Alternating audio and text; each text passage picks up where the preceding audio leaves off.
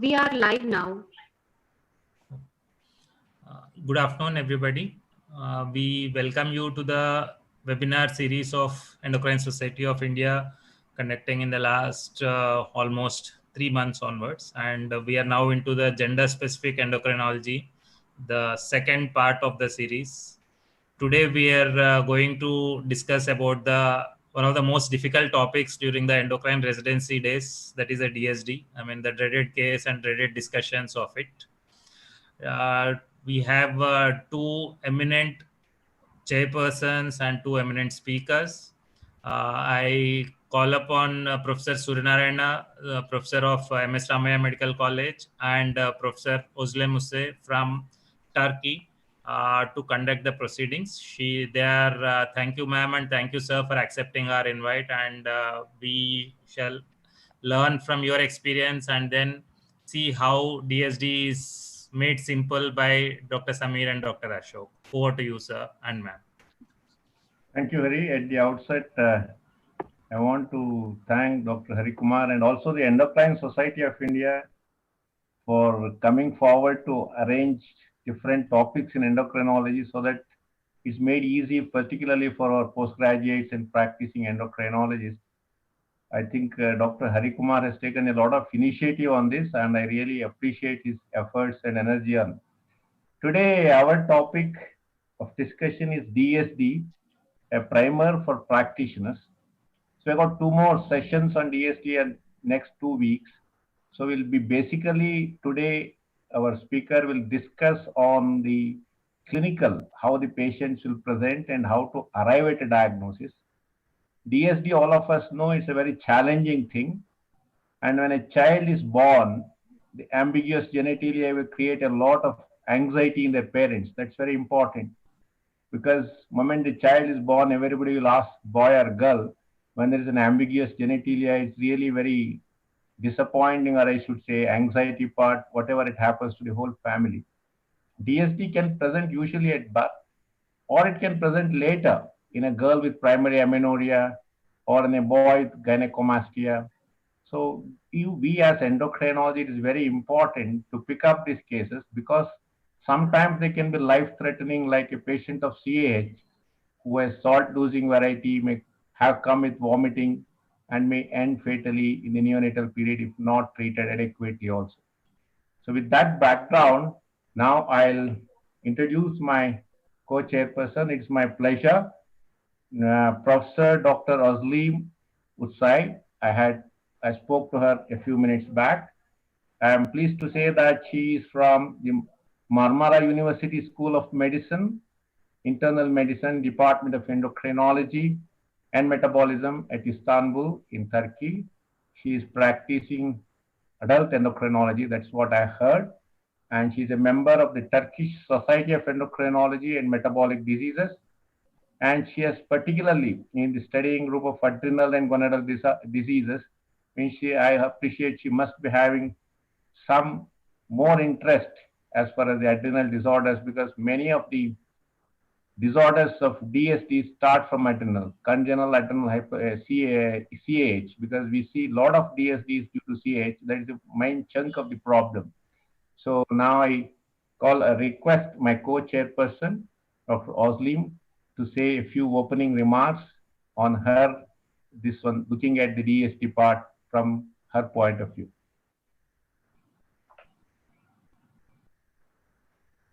Dr. Özlem. Good afternoon from Turkey.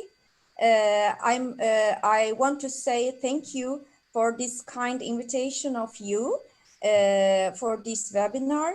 I'm very happy to be with you here today.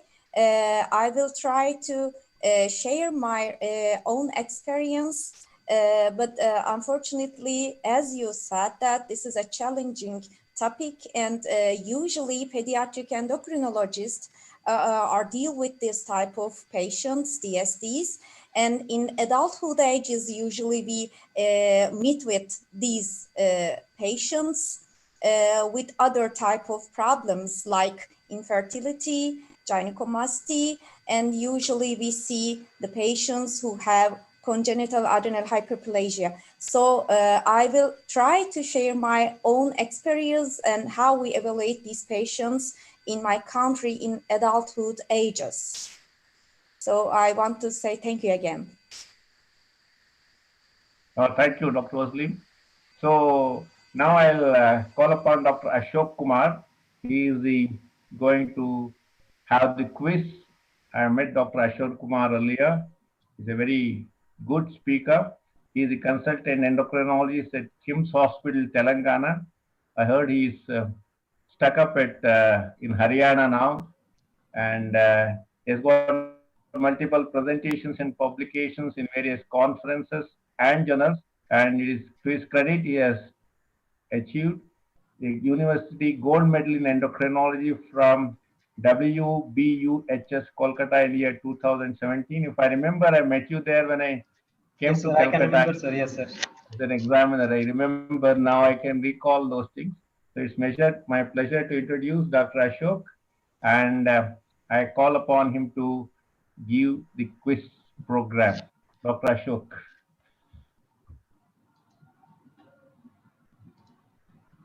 Over to you. Yeah, thank you, sir. At the outset, I'm very thankful to the ESI, Kalra sir, Samir sir, and Hari sir for giving me this wonderful opportunity. Most of the questions will be focused on the practical aspects and the cases which we routinely see in our OPD practice. Here are the rules of the quiz. The first person to get all the answers and most answers correct is the winner. Answer to all the questions are to be sent only after completion of all the questions. And please do send all the answers in the private chat and not on the public chat. And of course, the quiz master's decision is the final. Now coming to the first case scenario, a 45 days old, otherwise normally feeding infant was referred with some deformity in genitalia. Karyotype turned out to be 46XX. This is how the genitalia looks, symmetrical labioskeletal folds. There was no palpable structure, means we are specifically looking for gonads in the genital, in the so-called scrotal area or the inguinal area. Phallic length was 1.5 centimeter, single urethral opening in the perineum with incomplete labioscrotal fusion, as you can see in this panel. Now, question number 1, what is the proposed classification of the disorder as per the new consensus? Is it intersex, male pseudohermaphrodite, female pseudohermaphrodite, 46XX DST, 46XX sex reversal? The most appropriate term which should be used for communication among the experts. Question number 2, from the same case scenario, which of the following staging system is used for the description of the severity of virilization in 46XX DST? Options are Prater staging, EMS score, Alec Baldwin score, Rosenmoor score. Next question. Which of the following can cause neonatal salt wasting crisis? Options are, first option is 21 alpha hydroxylase deficiency. Second option is 11 beta hydroxylase deficiency. Third is 3 beta hydroxysteroid dehydrogenase 2 deficiency. Fourth is P450 oxidoreductase deficiency. Fifth option is all of the above.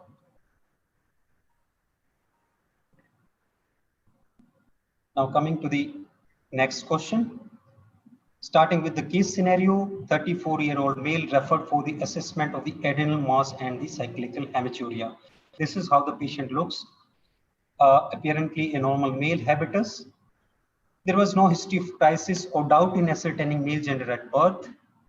His BP was 110 by 70 millimeter of mercury. Height was 138.5 centimeter. He was much shorter than the female sibling. As you can see this panel, his sister is much taller than him. On examination of the genitalia, phallic length was 6.5 centimeter, reasonably good. Ventral chordae, single urethral opening at the base of the phallus in the perineum, and there was complete labioscrotal fusion and pigmentation was good. Karyotype turned out to be 46XX, 17 hydroxyprogesterone was raised. On scan, uterus was present, prostate was also present on the imaging. Now, in context of this case scenario, Options are, and the question is, which of the following statement is incorrect regarding this patient? Diagnosis is simple, we are realizing CAH21 alpha hydroxylase deficiency. 1. Second, gender should be reassigned as female. Third is, should be advised about the stress dose of steroids. And fourth option is, hysterectomy may be planned to relieve the patient from cyclical hematuria. Have a relook at the options.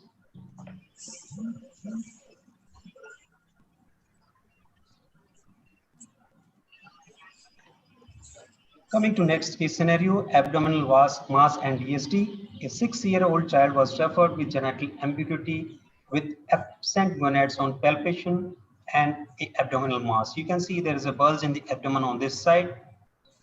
Karyotype turned out to be 46XY. Mullerian structures were present, that is uterus and fallopian tube, which was visible on scan. And after the surgery, mass turned out to be Wilms tumor in biopsy. Now, in context of this case scenario, what is most likely diagnosis? Options are partial gonadal dysgenesis, WT1 mutation, SOX9, Smith-Lamley-Opitz syndrome, SRY mutation, Swyer syndrome. Coming to the next question. DSD may first time present during the adolescence. So this case scenario, 16-year-old female presented with lack of the pubertal features and hypertension. Investigation revealed high FSH. USG showed absence of the uterus with the karyotype of the 46XY. What is the most likely diagnosis in this patient among these options? CAIS stands for the complete androgen insensitivity syndrome. Second option, 17 alpha hydroxylase deficiency. O deficiency. Third option, 17 beta HSD deficiency. Fourth option. Fifth is 11 beta hydroxylase deficiency. I will relook at the options. Now moving on to the next question. 16-year-old female with well-developed breast and scanty body hairs presented with primary amenorrhea. Investigations revealed a higher testosterone and a LH level, high LH level. USG showed absence of the uterus and a blind vaginal pouch with a 46XY karyotype. There was history of the surgery for the inguinal hernia 2 years back. What is the most likely diagnosis in this case? Options are complete androgen insensitivity syndrome, 17 alpha hydroxylase deficiency, O deficiency, 17 beta HSD deficiency, 11 beta hydroxylase deficiency. Moving on to next question. Have a relook at the options. Now, Johnny lives in a small town in Dominican Republic where he and others like him are non-aguidosis, which effectively translates as penis at 12. So it's a case of virilization at the time of the puberty or in adolescence. Question in this context is, which of the following DSD causes virilization at the time of puberty? Options are as follows: 5 alpha reductase type 2 deficiency, 17 beta HSD3 deficiency, partial gonadal dysgenesis and SF1 mutation, partial androgen insensitivity syndrome, and O testicular DSD. Sixth option is the all of the above. Question 9, second last question. Which of the following DSD is associated with highest risk of the gonadal malignancy? Options are partial androgen insensitivity syndrome, non-scrotal, CAIS, complete androgen insensitivity, 5 alpha reductase deficiency, Leydig cell hypoplasia. Last question is, Pope John, according to a legend, was a woman who reigned as a pope for a few years during the Middle Ages. Her gender was revealed later on when she becomes pope and ruled for certain years. Now, in the same context, church decided that before anybody will be chosen as a pope, this chair will be used for a particular ceremony. And this is the ceremony, how it will look. A person sitting beside the chair and through a window putting his hands inside. So what part is being examined? This question carries no marks. It's a sort of interesting question. So this was the last question, and thank you. We'll come back for the answers. Over to you. Audience, you can compile them and keep ready by the end. And Now has done his DM endocrinology from AIIMS, New Delhi. He is the president of SPEED, that is Society for Promotion of Education in Endocrinology and Diabetes. He is an MCI recognized postgraduate teacher. He has got a lot of publications, both national and international journals, and is credited with has received the A.V. Gandhi Award for Best Clinical Acumen in Endocrinology. Main area of interest in metabolic bone disease, osteoporosis, pregnancy, and hormonal disorders. He's an editor of many publications. Now, I call upon Dr. Sameer Agarwal to speak on the approach to a neonate with DST. Dr. Sameer Agarwal. Thank you, sir. Thank you for nice introduction. Thanks all for joining. Thanks, chairpersons, for joining. I think the real learning will be when Dr. Ashok will be discussing the answers of his quiz. Wonderful cases, I think. Looking forward to have answers and explanations from Dr. Ashok. Beautiful, I think, presentations and cases collection. So I will be talking on approach to a neonate, a general approach, what to do when you first encounter a newborn suspected of disorder of sexual differentiation. I think I must accept that it's Dr. Aminish who has taught us during our DM days.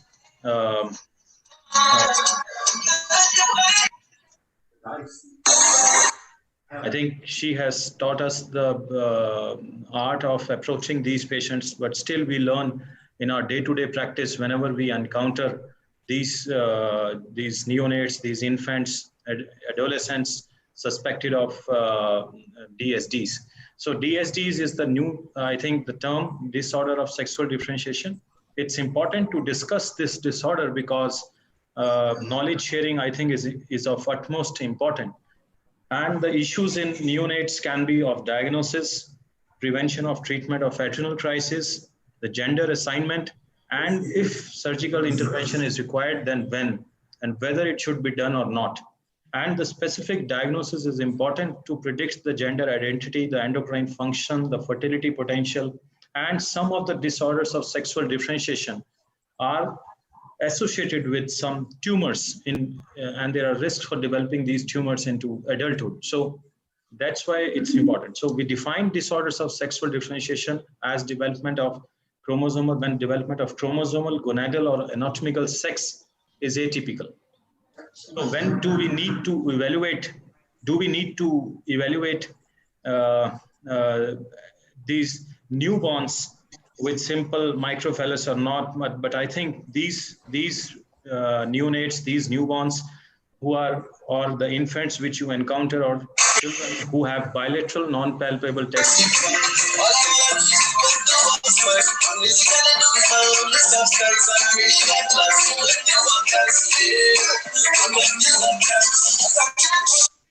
I think if we can just mute the other people, that would be helpful. I request the organizers to please mute. So which neonates require evaluation is these neonates who have bilateral non-palpable testes. Some neonates with micropenis can be having underlying DSTs, but not most of them. Any patients who have scrotal or perineal hypospadiasis, any newborn child with clitoromegaly, which is defined as clitoral width more than 6 millimeter or clitoral length more than 9 millimeter, where there is a posterior labial fusion, gonads which are palpable in the labioscrotal folds, hypospadiasis and unilateral non-palpable gonads or bilateral non-palpable gonads definitely needs workup to rule out DSD, where there is a discordant genitalia and sex chromosome. DSDs or disorders of sexual differentiation is unlikely with isolated glandular or mid-shaft hypospadiasis or boys with unilateral inguinal testes.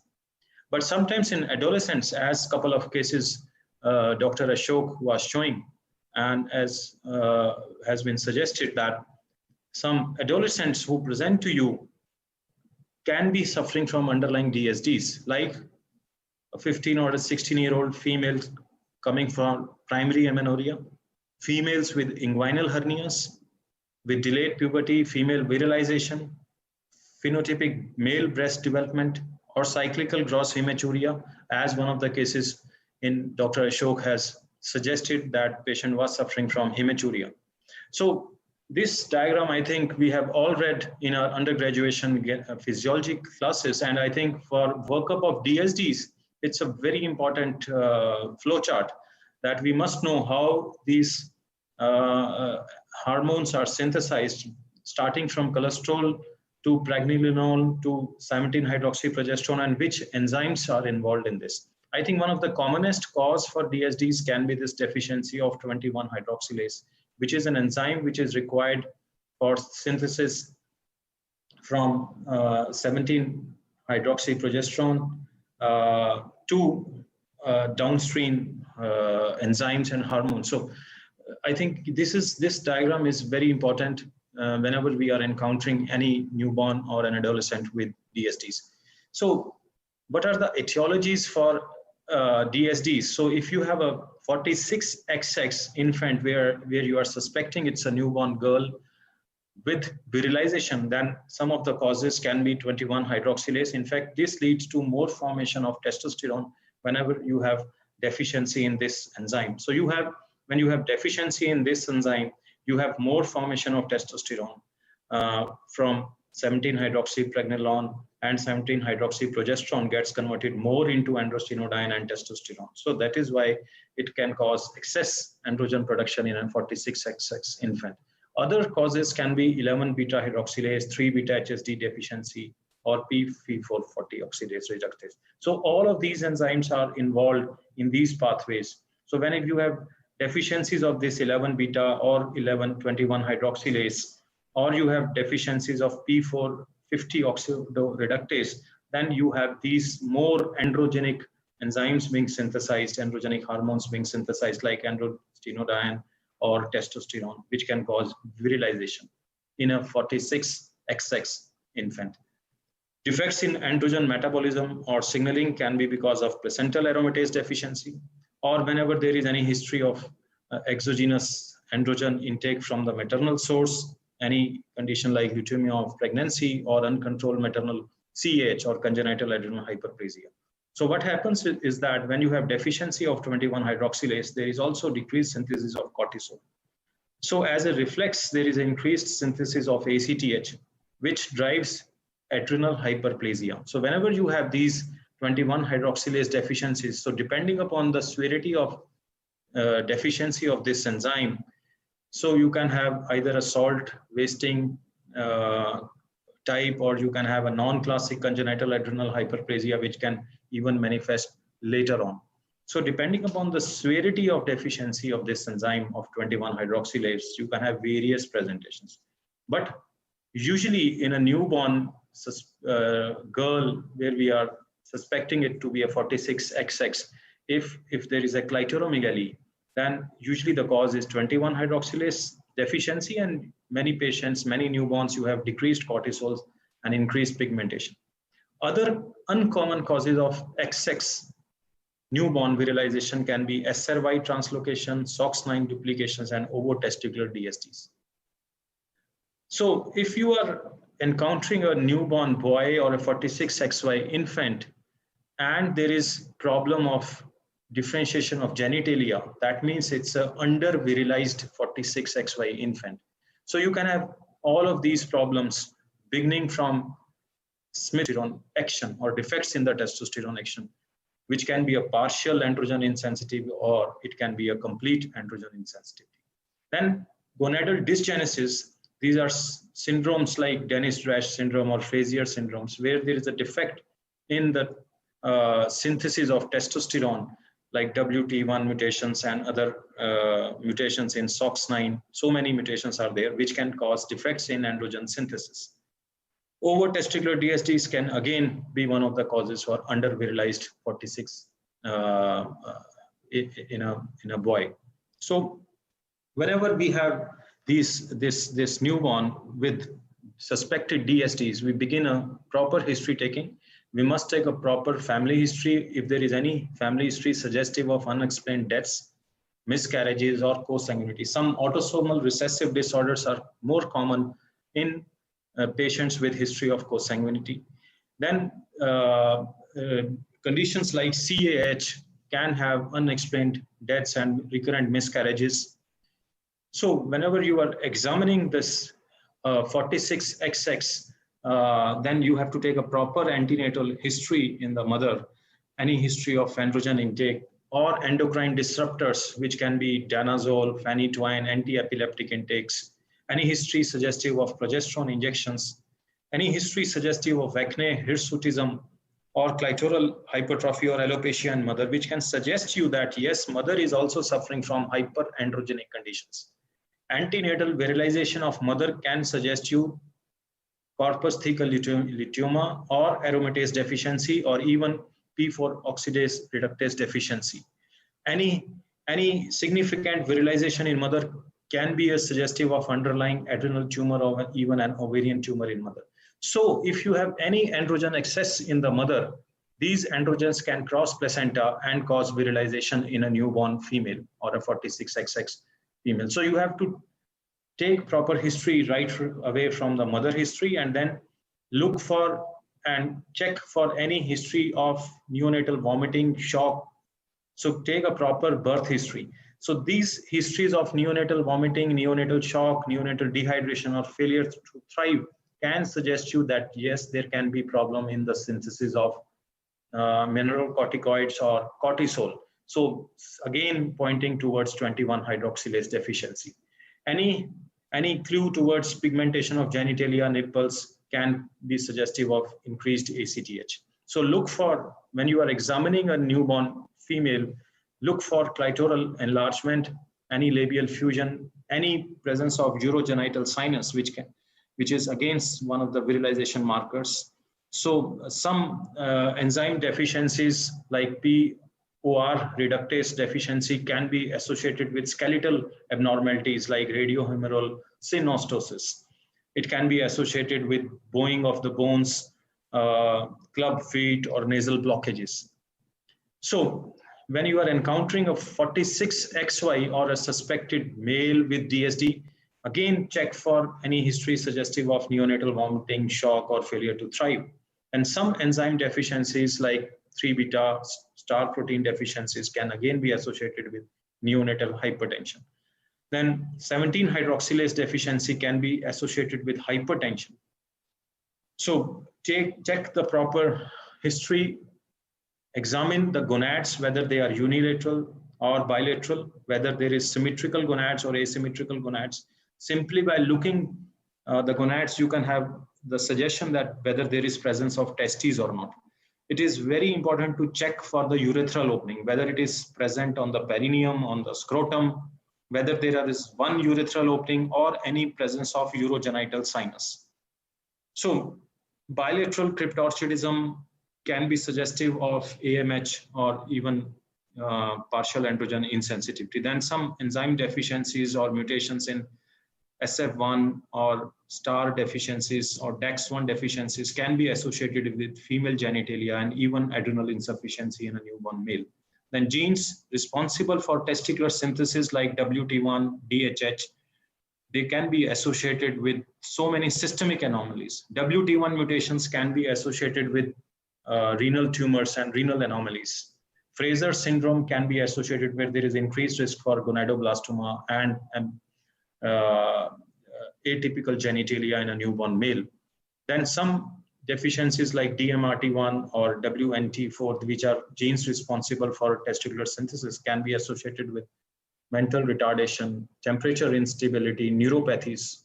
Again, SOX9 duplications, which can be associated with coarse faces and syndactylies and bony malformations. In fact, there was one paper published in JCM which has suggested that there has been associations in disorders of sexual development with systemic abnormalities. And if you see this graph, the skeletal and the renal abnormalities in both 46XS as well as 46XY, they are associated significantly. But you can have all CNS, cardiac abnormalities, urogenital abnormalities, respiratory, and even adrenal abnormalities. So look for these systemic abnormalities, which can suggest you some clues towards the underlying diagnosis in a newborn 46XX or a 46XY DSD.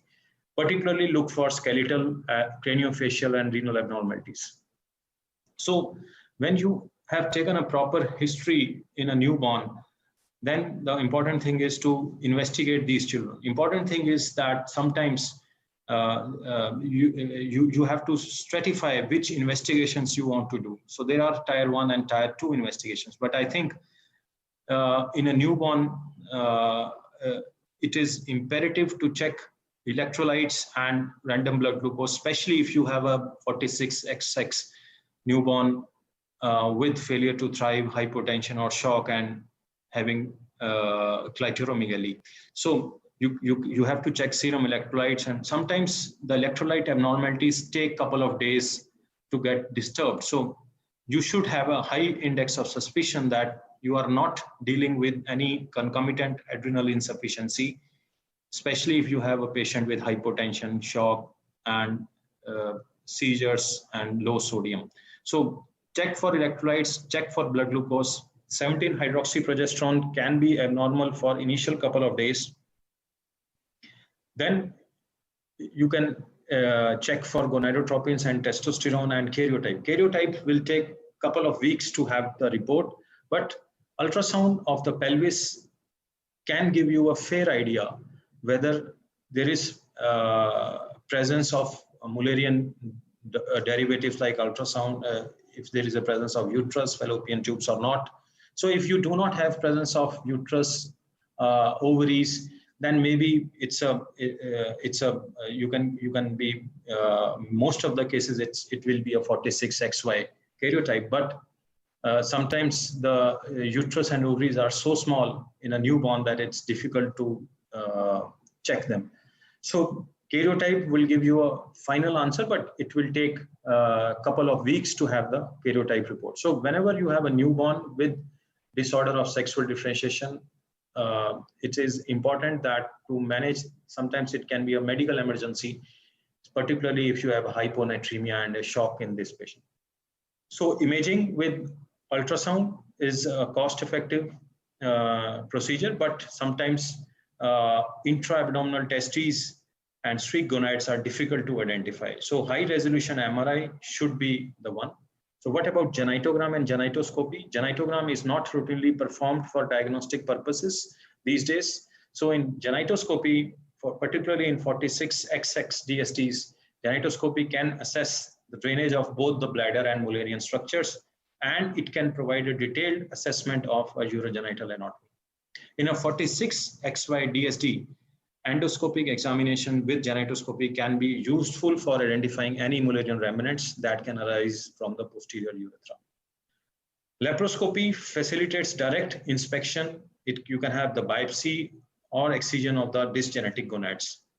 So sometimes the Mullerian remnants which are deep within the pelvis may not be seen on routine ultrasound, even on MRI. So laparoscopy can be helpful. In fact, in 46XY DSTs with impalpable testes, I think laparoscopy should be considered.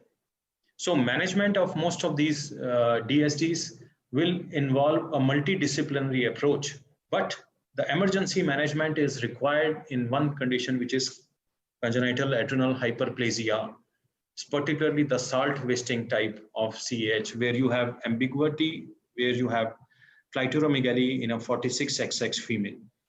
So there can be many causes for DSDs like 46XX DSD. I told you congenital adrenal hyperplasia is one of the most common. Then you can have mixed gonadal dysgenesis where the karyotype will be 45X with 46XY mosaicism with atypical genitalia. The risk for gonadal tumor is high in these patients. With 46XY DSDs, you can have disorders of androgen synthesis. You can have disorders of problems in the androgen receptor. So out of these, I think the commonest where there is the risk of gonadoblastoma, particularly when you have these gonads in the intra-abdominal region, then the risk for gonadoblastoma is high. So mixed gonadal dysgenesis, one is partial androgen insensitivity with intra-abdominal gonads. And third condition is Fraser syndrome, where it is a WT1 mutation associated with defects in androgen synthesis. In these three conditions, the risk for gonadoblastoma is high. So we need to remove these gonads as early as possible. So whenever you are encountering any child, newborn, suspicious for DSD, check the proper family history, check the proper antenatal history, check the genitalia. If you are not seeing any genitalia or you are not able to palpate any gonads, most probably it's a 46XX DSD, and the commonest cause is CAH. You need to check the blood glucose, the electrolytes, and if the patient is in hypotension and shock, begin the infusion, saline infusion and dextrose immediately. Rarely 46XY DSDs with anarchia or bilateral cryptorchidism, where there is a, or it can be a pure gonadal dysgenesis, can be associated with not palpable gonads. If it is a one palpable gonad, that means it's a mixed gonadal dysgenesis. It can be an ovotesticular DSDs. Ovotesticular DSDs, you can have various karyotypes. You can have 46XX, you can have 45 XO, 46 XO and XY, you can have 46 XY also. But the most common karyotype which is encountered in ovotestis DSDs will be 46 XX. Mixed gonadal dysgenesis like 45 XO and XY. When you have two palpable gonads and you are able to palpate both gonads, then it is most commonly, it is a 46 XY disorder of sexual differentiation.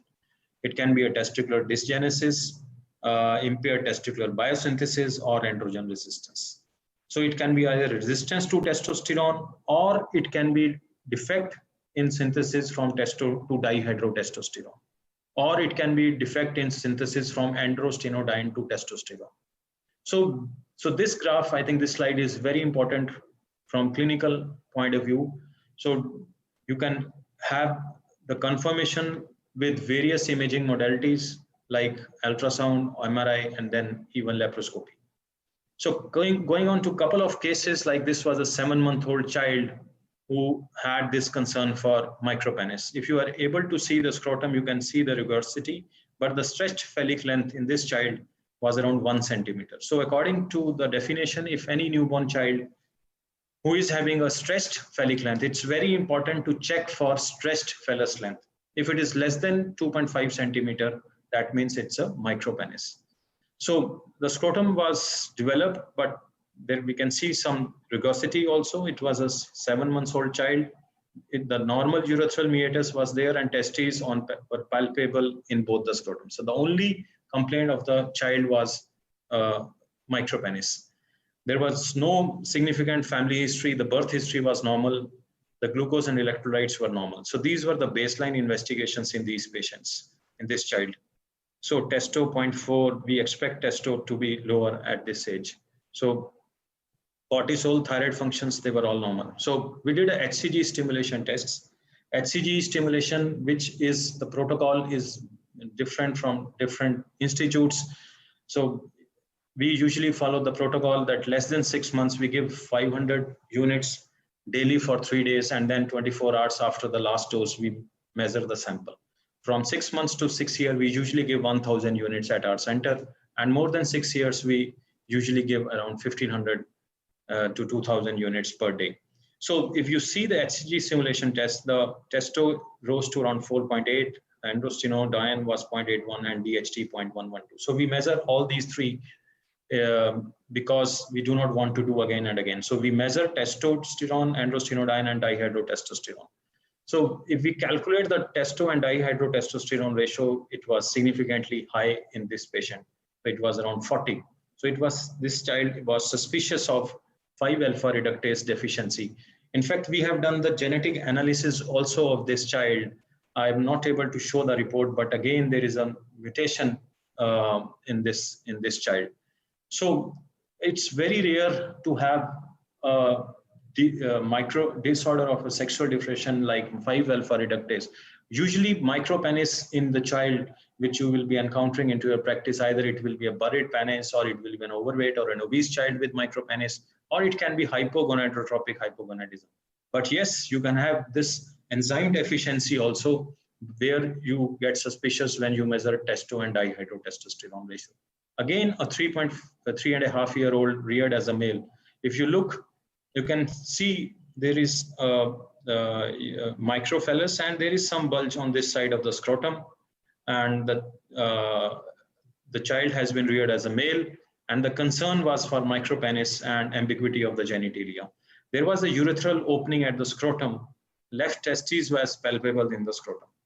Full-term normal delivery, again, no history suggestive of any neonatal episodes. So this was the profile of the patient: testo 0.62, androstenedione 0.3, and DHT 0.2. MRI, there was a right inguinal canal testes, left testes was normal. They were not sure whether the Mullerian derivative like uterus is present or not.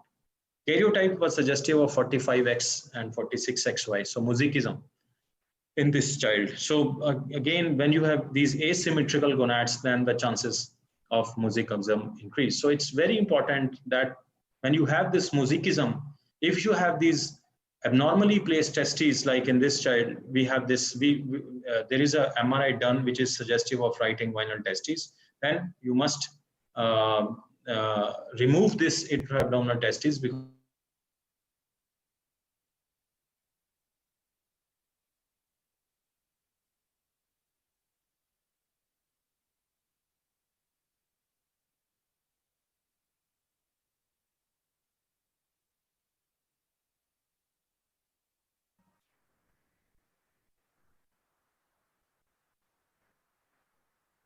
Am I audible? hyponatremia and hyperkalemia can be suggestive of adrenal crisis, even if they have hypotension. If we look for 17-hydroxyprogesterone, it is significantly raised. It's 1200 nanogram per deciliter or 12 nanogram per ml. So significantly raised 17-OHP, again suggesting that there is a defect from 17-hydroxyprogesterone to testosterone, to downstream enzymes, leading on to increase in the testosterone. So this testosterone is on increased side in a 6-month-old female. So cortisol again 3.2 on lower side, and ACTH is high, 212. So if you look for, there is some pigmentation also, so which is suggestive that because of high ACTH, there is some increased pigmentation. Karyotype is 46XX, so it's a 46XX-CH. So again, a 2-year-old female reared as a female, concern for clitoromegaly. We did all investigations. The blood pressure was normal. Nothing abnormal was there on examination. We did investigations, electrolytes, testosterone, cortisol. It was all coming normal. Even 17-OHP post-ACTH stimulation was all normal. 20 metaphyses were studied on karyotype, which is the standard 46XX. We did a FISH also, maybe so that we are not missing. FISH studies around 200 metaphyses, which was again normal. MRI, pelvis and abdomen, they were not able to localize gonads. Uterus was visualized. So doesn't seem to be having any intra-abdominal or gonads in this patient. So 46XX and CH has been ruled out, but still the clitoromegaly. So sometimes the rare causes of pathological clitoromegaly like aromatase deficiency or over-testicular DSDs, but in these conditions, there has to be signs of other virilizations and abnormalities on biochemical investigations have to be there. And even you can have karyotype abnormalities, which was not there. So it's a idiopathic clitoromegaly, and fetal zone of the adrenal cortex persists until around 40 weeks of gestation. And this can produce lot of circulating steroids, mainly DHE and DHES, which can cause partial virilization sometimes in preterm girls. But you have a girl here who is 2 years, but so it's abnormal at this age, but we are not able to look for any cause. Again, a 3-year-old reared as a girl, concerned for clitoromegaly, and there are pubic hair also. And this clitoromegaly has been present since birth. So it was a significant clitoromegaly. There were no gonads palpable. Patient was around 88 centimeter, little bit on lower percentile. Weight was normal. The antenatal history was normal. There was nothing suggestive of neonatal vomiting, hypotension, and seizures. We didn't have any records, but this patient, which I'm just discussing, this patient was also subjected to some previous surgery. I will be coming on to that, which surgery the patient. The patient was also worked up when the patient landed to me. His baseline investigations, glucose, electrolytes, renal functions were normal, blood pressure was normal. 17 OHP and DHEA, testo, they were done, they were all normal. The recent investigations, we did a 17 OHP baseline and stimulated, it was normal, DHEA was normal, cortisol was normal, and testosterone again was normal. So karyotype was done in this child, and there was a 45 XO, so suggestive of Turner's. So we did a fish also in this, 200 metaphases were studied. Again, karyotype was 45 XO and nothing abnormal, nothing else we could get from this karyotypes. The bone age was a little bit advanced. We didn't know the reason exactly. The patient was operated in 2013. This child came to me after the surgery, and I was surprised to see the records of this child. She has been operated for adrenal mass, and CT was done, and biopsy was also there, and which was suggestive of cortical adenoma, nothing suggestive of any malignancy. So final diagnosis we made was Turner syndrome, operated adrenal mass, and clitoromegaly. So finally, we were stuck up why there should be adrenal mass and why this child has developed clitoromegaly. We still do not have any clue. We did androgenic profile in the mother also. There was raised testosterone in the mother, and 17 OHP and DHEA were not disturbed. So we did some literature review to study for any incidence of increased adrenal tumors or other tumors in Turner syndrome. In fact, Turner's patient have an increased risk for gonadoblastoma, increased risk for extragonadal neoplasms. But adrenal tumor has been rarely reported in Turner syndrome. So we are yet to report this case. Again, 14-year-old male who had come to me after this workup and surgery. He came to me with this bifid scrotum, and he had a karyotype 46XY, LHFSH normal, testosterone was on lower side. Even after HCG, the testo was around 3.79 nanograms per ml. So this was already with him, the RGU report, where there was some evidence of rudimentary uterus and vagina. So this patient had bifid scrotum, both gonads were there. There was perinoscrotal hypospadiasis, and the CODY was there. He had been operated earlier for this CODY and the urogenital sinus also, and has been given off and on testosterone creams. But recently when he came to us, he had this bifid scrotum. So we did the pediatric surgery, they did a surgery. He had now the both gonads in place and a well-formed scrotum and the phallus we can see. But still, we are not sure what diagnosis we are dealing with. In fact, 46XY DSDs in many patients, you are not able to localize the cause for the DSD. In many of the 46XX DSDs, with the hormonal measurements, you can point out at what the cause is. So one of the things we were discussing that in adolescents, how do they present as DSDs, like primary amenorrhea? So can inguinal hernia suggest DSDs? This is the recent case we had encountered. This is an 18-year-old male who came to us. This patient also came to us in post-operative phase. This patient was admitted in the surgery department, and this was an 18-year-old male who was operated for inguinal hernia right side. And interestingly, post-op, the hernial biopsy showed presence of Mullerian ducts and suprahepatic cords. So that is how this adolescent was referred to me. And in fact, when we measured his hormonal profile, the LH, FSH were on higher side around 12 and 14. Total testosterone was around 350 nanogram per deciliter, little bit on lower side at around 17 to 18 years of age. His anti-Mullerian hormone was normal. So we are suspecting anti-Mullerian hormone resistance in this case, and we have labeled this case as persistent Mullerian duct syndrome because of AMH resistance. So it's a rare case, but you should always be suspicious even with inguinal hernia in an adolescence, and the biopsy has led on to the diagnosis in this case. So it has been a retrospective workup. This adolescent was never worked up for any underlying DSDs. So to conclude my talk, I think all infants with DSDs should be evaluated soon, and we should have a multidisciplinary, I think, team. Very important to have endocrinologists working in tandem with pediatric surgeon with a genetic team.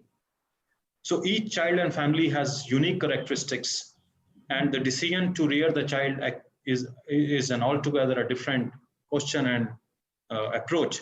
And I think the decisions for the rearing of the sex of these patients, how to proceed in these children, should be made on a case-to-case basis. Thank you all for your patient hearing.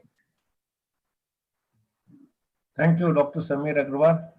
It was an excellent talk, particularly emphasizing how to evaluate a child with ambiguous genitalia and the importance highlighting that a patient in emergency like salt crisis with CAH should be treated. And as I feel, as you said, the karyotyping results may take some time. In our center, at least it takes 2 weeks, if I am correct. Yes, sir. And one should not wait for the karyotyping report, because even in the examination, when we ask anybody what is the first test you do, they will always say karyotyping. That is the standard answer. But karyotyping has to be done in all patients who have got ambiguous genitalia. That's a must. But short of that, any treatment, emergency treatment has to be started, and we can do hormonal evaluation and also an ultrasound examination immediately to arrive at some possible diagnosis. Yes, so sir. that you can progress on that. If you get a diagnosis, it is fine. Like the testis felt outside, testis are palpable or not palpable, that's how we go. I think with your illustration of cases, and some of them still problematic, and we are not able to arrive at the diagnosis, that is what happens many a times when we do not have facilities for detailed investigation to differentiate between alpha reductase deficiency and partial androgen insensitivity. This is what happens so many times. We are not able to differentiate. We know that there is a problem. Yes, sir. So with that, now Dr. Ashok Kumar to come to his case quiz part and tell us the answers. And let us see how many have done, how good. Dr. Ashok, you can start. Yes, sir. Thank you, sir.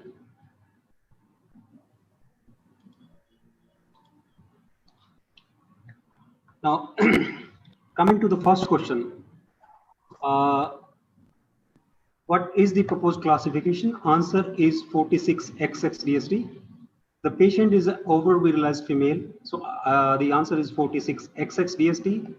This is as per the Chicago Consensus of 2005, where most of the terminology which are related to the DSD were revised, and intersex was replaced by the DSD, and male, female, pseudo-hermaphrodite respectively were replaced by the 46XX-DSD and 46XY-DSD.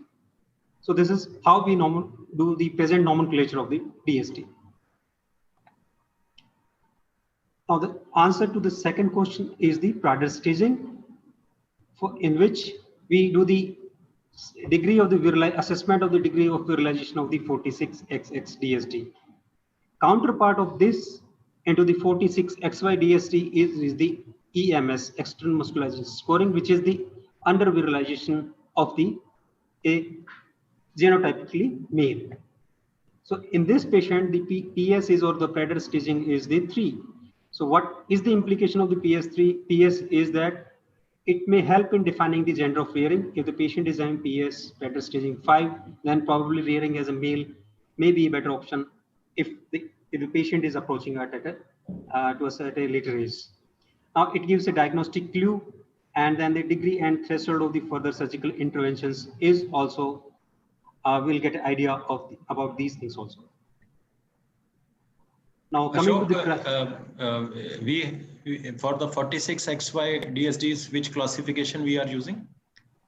Sir, for the XY DSD, we are using external muscularization scoring. Okay, EMS. so I think it's a Quigley scale also, which is called as Quigley scale. Yes, sir, maybe. Okay, so the message is for 46XX DSDs, which is the Prader is only for 46XX DSD. Yes, sir. Yes. Sir. Okay, right.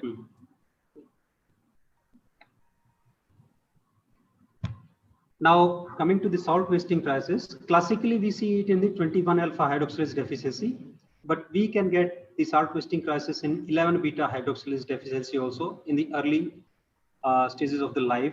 Later on, it will cause the hypertension. 3 beta HSD type 2 deficiency also can cause the salt wasting crisis rarely. Same is with the 4 deficiency. So option is all of the above. Now, in this case scenario, the patient is PS5, Prader stage 5, as the genitalia is apparently that of male without gonads. So the answer to this question is the incorrect statement is gender should be reassigned as female, which is incorrect statement because he have already lived almost half of his life as a male. So it's not wise to change the gender right now. And patient have well accepted himself as a male. First, the diagnosis. Prostate was this one. How do we explain that prostate part? Yes, sir. Prostate is sometimes it is present in 46X DSD if the androgen levels are very high, and it is there, sir. It is reported actually. That's why. But it's difficult to understand, prostate part. Yeah, it's difficult to explain, but it is seen in 46X DSD sometimes, sir. If the androgen levels are very high, sir. Okay. It is there. Can you show the photo of this patient again? Yes, sir. I'll go. Here is the patient. This is the patient, sir. Okay. So karyotype is 46XX, Yeah. 17 OHP is raised. So, okay. Okay. And short stature with male habitus Okay. with. Yeah. You can proceed. But we do not have this cortisol report. Cortisol was, it was not done at that time, sir, but later on it was done. It was borderline. So if we have the prostate in these patients, I think a detailed FISH analysis of the karyotype can also suggest that whether there is some SRY translocation or not. So this is again, the SRY translocation can cause the appearance of prostate in these 46XX CAH DSDs. Yes, sir. I think we should do this is a very interesting case, Dr. Ashok, but I think there has been some series where they have identified this SRY translocation on XP in many patients of 46XX CAH DSDs. So that can be one of the fruitful thing. Yes, sir. We have seen many cases in which were of the CH, means the genitalia was PS5, means it was almost near to the male genitalia and prostate was there. So this is one of the cases which is confusing in this aspect. Yes. So very, very important that we should not consider for gender change in these. Yes, sir. Yeah. Okay.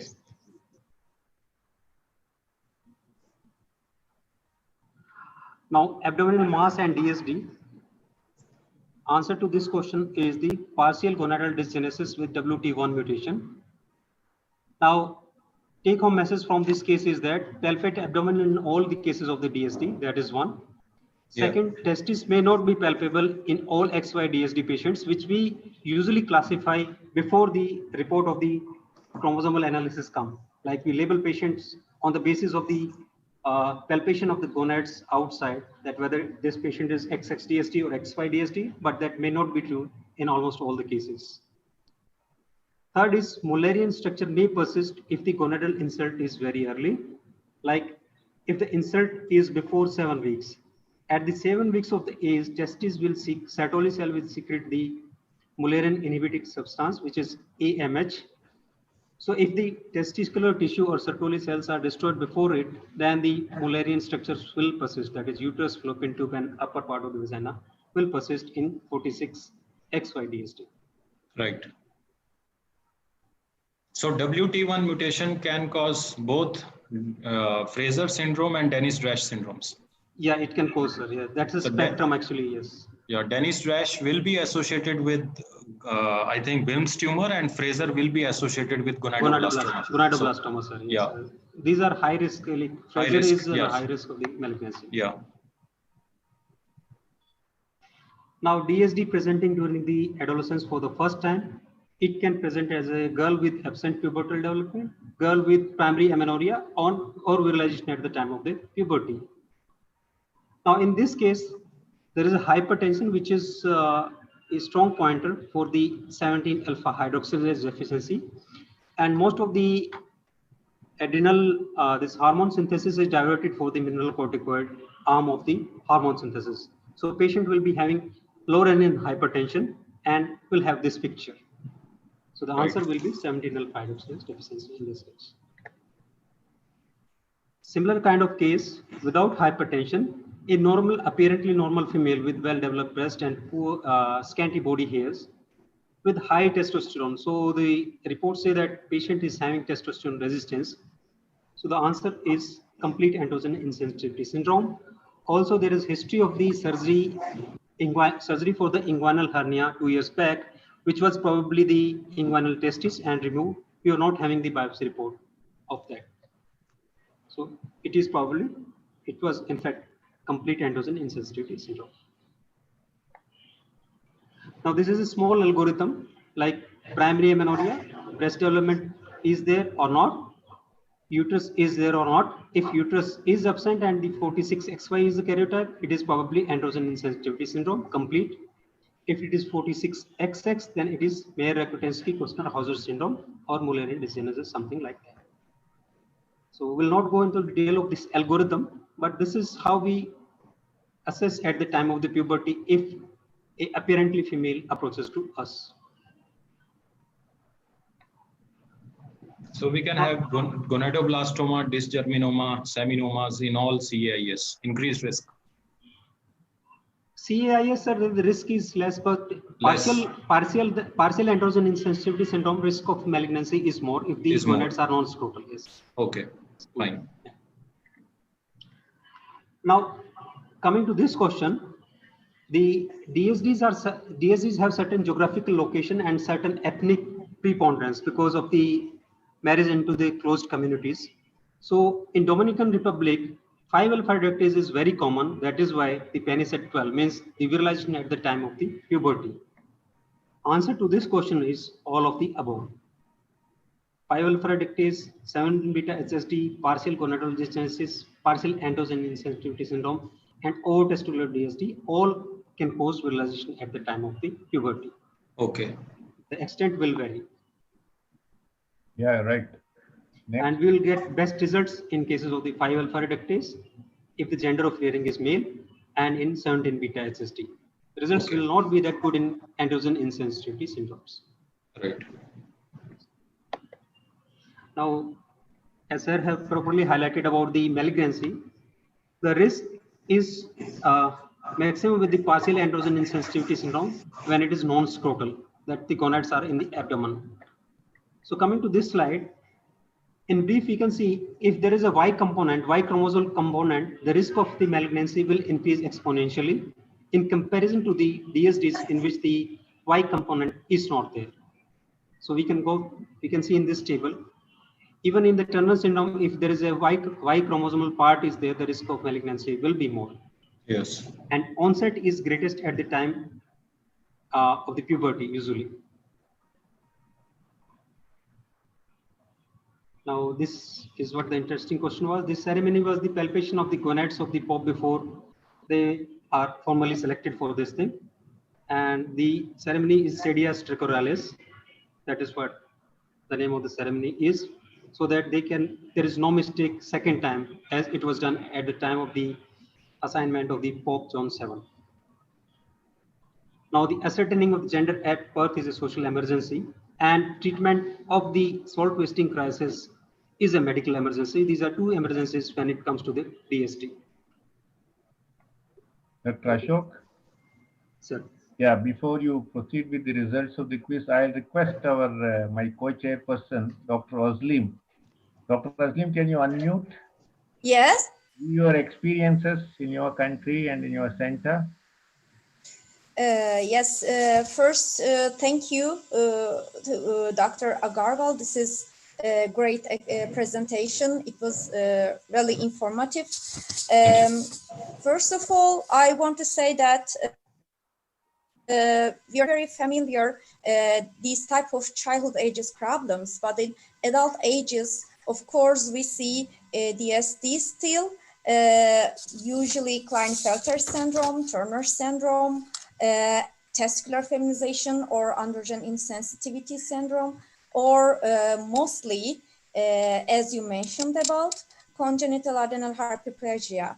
So in adult ages, these type of patients usually come or apply to us for infertility, and especially female patients who have incomplete congenital adrenal hyperplasia with hirsutism or other problems And the issue for these people, especially in our outpatient clinics, is to follow up these people during pregnancy or stressing times, because these type of patients, especially complete congenital adrenal hyperplasic patients, come to adult endocrinology outpatient clinics with proper treatments, of course.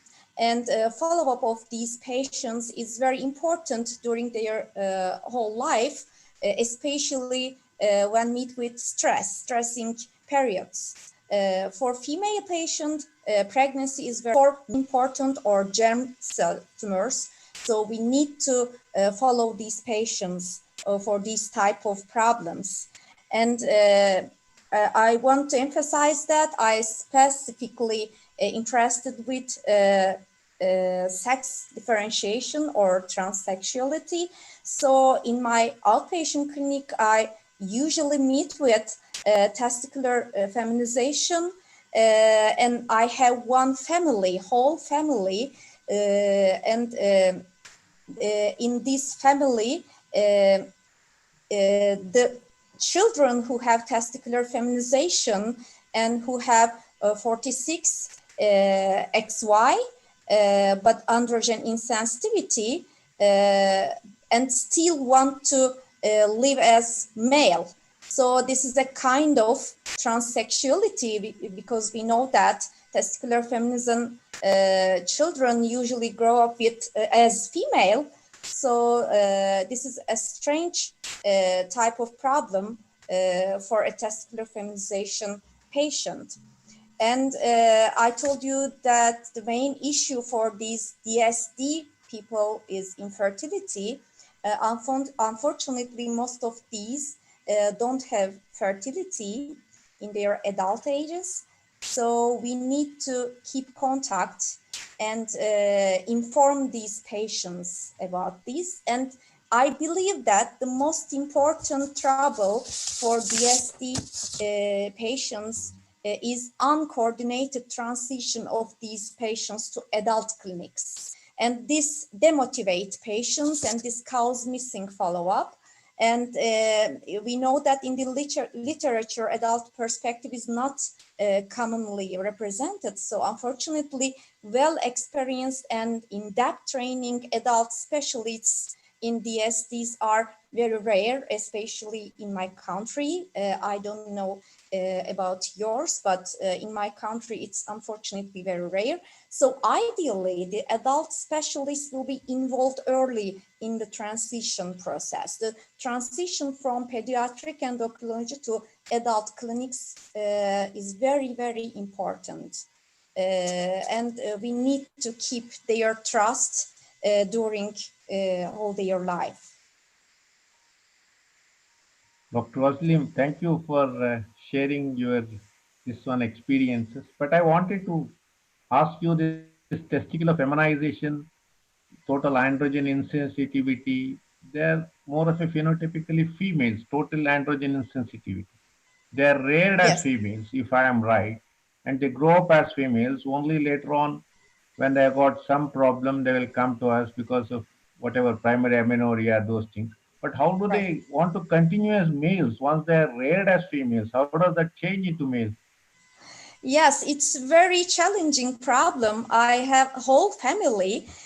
Unfortunately, they prefer to live as male, and I'm still continue some treatments on these people, because we know that the androgen insensitivity is the main problem, and I don't know how they will react when I give a high dosage of testosterone to them, but I will see.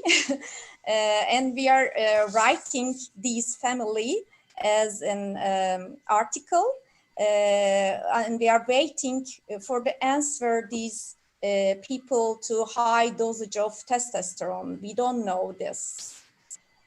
So it's a challenging problem. But yes, he is grown up as female, But I thought that because of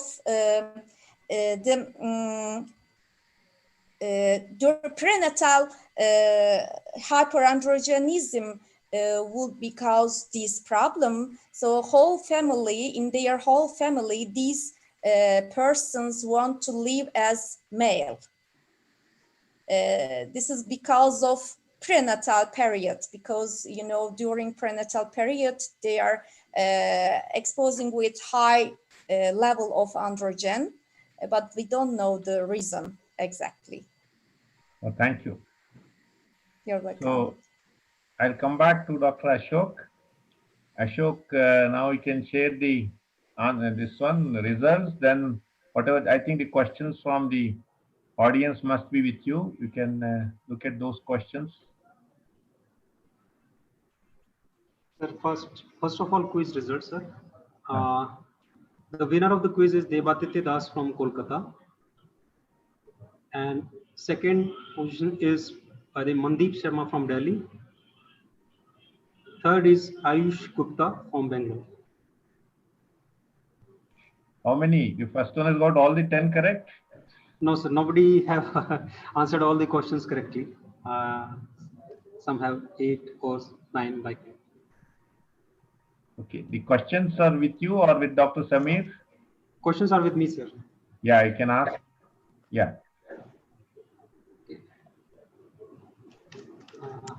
Just a moment, sir. Yeah, I think questions are with Samir sir also. I didn't get actually in my chat box. I think you can remove that slide, the last one. Yes, sir. Dr. Ashok. Yes, sir. Ashok, you can stop sharing the screen and then ask the questions to the panelist or to Samir. The question is,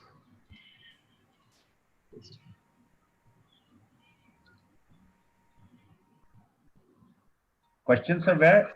In the chat screen, I can't see any questions.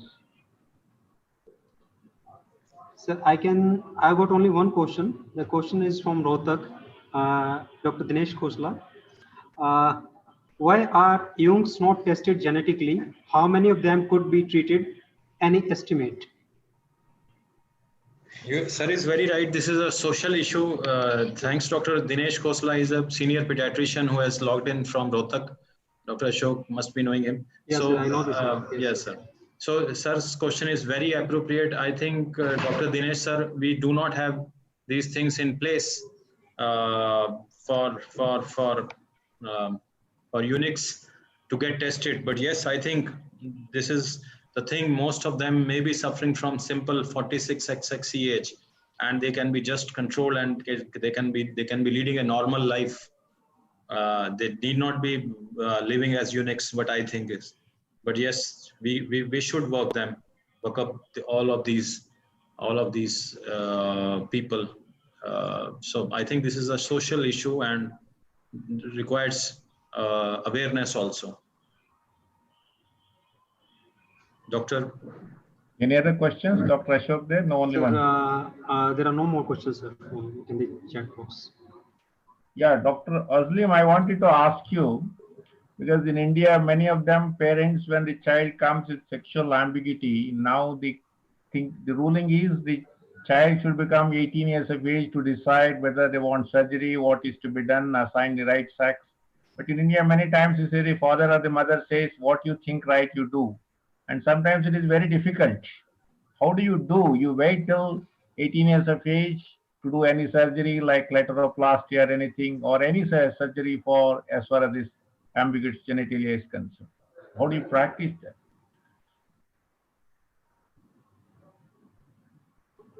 Can you unmute? Yeah. Unmute. Just to unmute. Can you please unmute? Okay. Can you hear me? Yeah. Okay. Thank you for this question. Actually, I wanted to ask, or I thought to ask same question to you, because it's a challenging problem. It's we have same problem because, you know, in guidelines there is no specific timing or there is no definite consensus about this. In my opinion, we need to evaluate these type of patients with psychologists. So the behavior of the children is very important, gender behavior, which is very important during their whole life. So in my own experience, I usually refer these type of children or adults to psychiatry first. And after their evaluation, I prefer to decide which way I will follow up. So their gender behavior is the most important than what the family wants. So in childhood ages is very important. Sometimes in Turkey it's same. Their family want immediately goes to surgery, but there is no consensus, definite consensus about this. It's usually up to their own doctor and family's choice, unfortunately. I think, sir, we can have full one session on surgery and psychosocial outcomes in this. Dr. Hari will be designing the next webinar on this. But there has been some guidelines in 2006 where they have suggested that particularly with CH46XX, I think surgery should be avoided, especially modest clitoral hypertrophy should not be subjected to surgery. But I have my experience and learning is that mild to moderate clitoromegaly can regress with the medical treatment. And in fact, higher Prader stages like 4 and 5, they can be taken for surgery. And another thing is that I think vaginoplasty, and especially if they have this early separation of urethra and vagina is recommended. That's the one surgery we can take up early on. Yeah, that's very important because now so many times the parents keep on asking and it becomes very difficult how far, other than the medical line of management, particularly the surgical aspects, what extent we should go. Earlier days, I remember in the beginning of my career as an endocrinologist, we used to decide what treatment we had to give. I still remember, but now the things have changed and the legal things also come now, and the rights, but whatever the human rights, so many things come, and I think we should now consensus, as you said, wait till the child goes, depending upon the sexual orientation and behavior, those things, decision can be taken a little later, unless it's an emergency situation. One question which I can see is by Dr. Sivan, testo dihydrotesto for diagnosing 5-alpha reductase deficiency. I think post-HCG stimulation, it should be 20:1. Am I right, Dr. Ashok? Yes, sir, definitely it is 20:1, but few guidelines say 10:1, but we usually take 20:1 as a ratio. Another question is 17 OHP cutoffs to rule out diagnose CH. I think post-HCG stimulation, if it's coming more than 10 nanogram per ml? Sir, at baseline, if it is randomly, the cutoff is, yes, it is more than 10, and stimulated value, I think it is more than 100 nanogram per ml. Yeah, I think we'll have to check it again, but yes, if it is, I think if it is 2 to 10 nanograms per ml, we usually subject these children to HCG stimulation tests, and if it crosses 10 nanogram per ml, which can be like 100 nanogram per deciliter, then 1000 nanogram per deciliter, then it is usually suggestive of CH. Yes. So these two questions I can see. So one of the questions by Dr. Mustafa, can sexual ambiguity, which Dr. Ashok has clearly mentioned in a first slide that yes, we call it as now DSDs, be detected by antenatal ultrasound? I think Dr. Surya Narayan has very well suggested that yes, ultrasound can be very handy in these children, short of waiting for the karyotype report. Yes.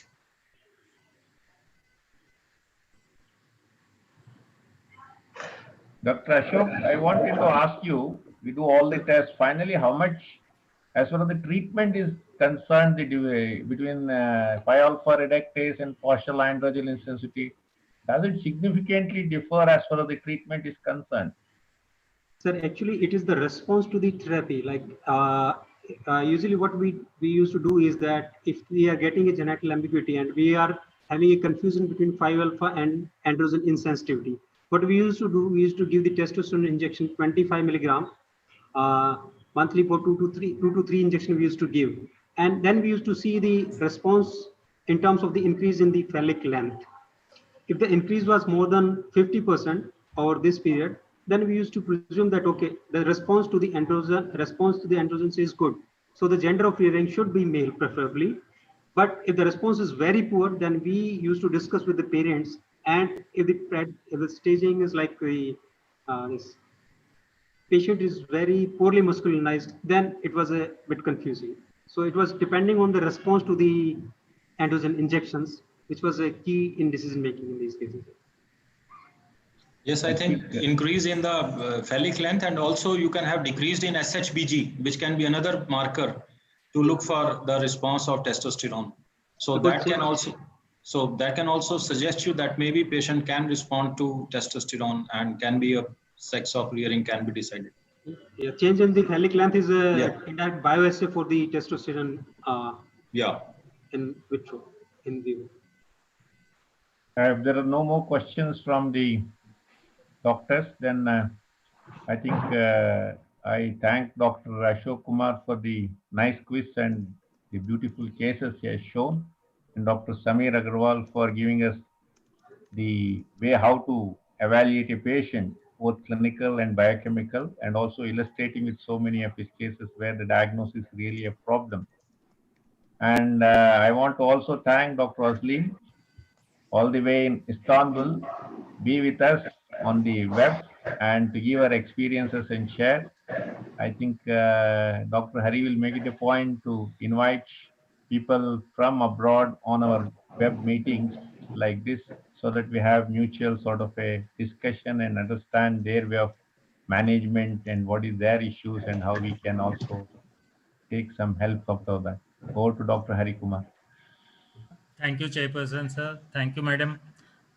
Thank you, Dr. Samir and Dr. Ashok, for excellent presentations and excellent cases.